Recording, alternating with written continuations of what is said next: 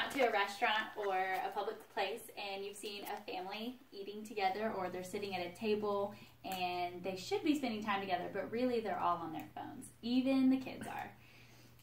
So the intent that they have is to spend time together, but they have the distraction of a screen in front of them. Everyone wants to be on their phones these days. Why are we so addicted as a society to screens as a whole? Dopamine could be a cause for that. Dopamine is a neurotransmitter that releases happy feelings in the brain, and it can cause addiction. Dopamine is the same thing that is released when someone is doing drugs. Technology can be just as addictive as drugs. So it is because of screen time and usage and social media that kids and youth are so disconnected with society. Kids today hardly know how to enjoy nature or even the beauty of solitude and silence.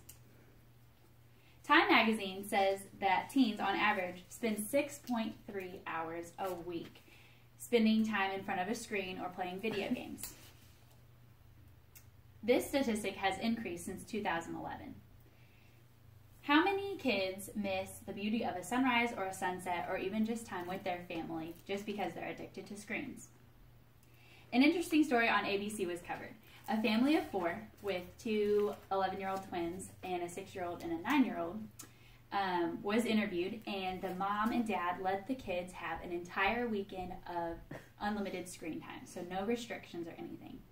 And the one son said he was so excited that it was going to be the best weekend of his life. The other son reported that it was really fun, but he forgot to do basic things such as use the bathroom or eat. When we are constantly on our phones and constantly looking at a screen or occupying our minds with things that don't promote creativity, we forget to do basic things like that. Parents have trouble restricting their children when it comes to screen time usage, whether it's on a tablet or a phone or a little device that kids can have. Sometimes there's devices like little cameras or little kid-type devices. And no matter what it is, parents don't seem to restrict their kids enough.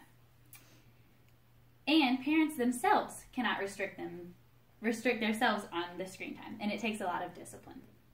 When we're distracted, creativity is stifled.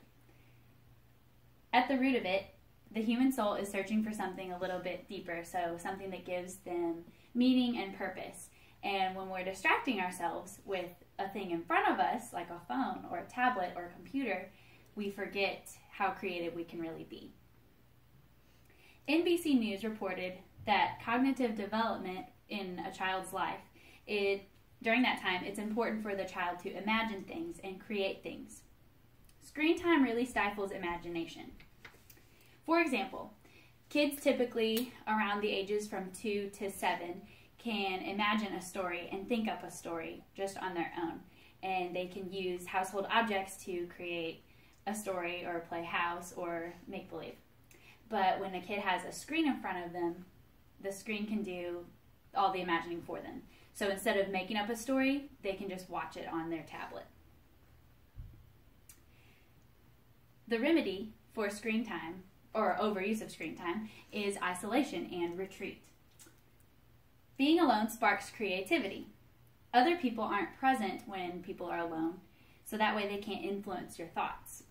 Audrey Thorne from Chopper.com says that retreats help reduce cortisol, which is the primary stress hormone, and occupying yourself and being addicted to things can produce more cortisol in the brain.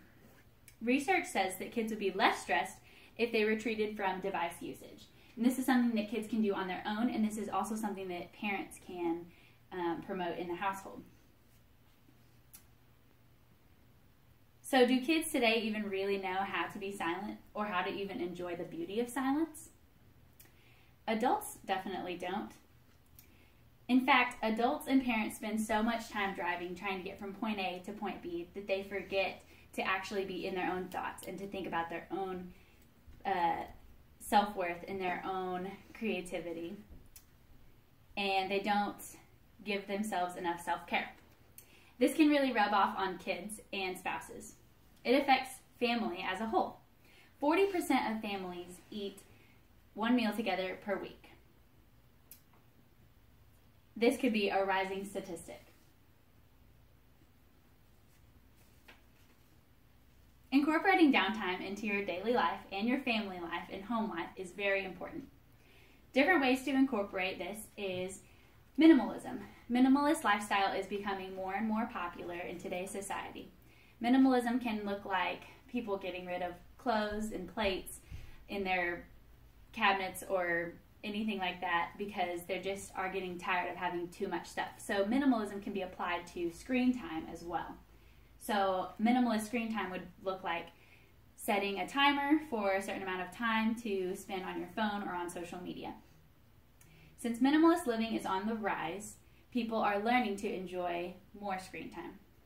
So I urge you all to put your phone away, go outside, make some connections, make memories with your family, and enjoy the beauty of solitude.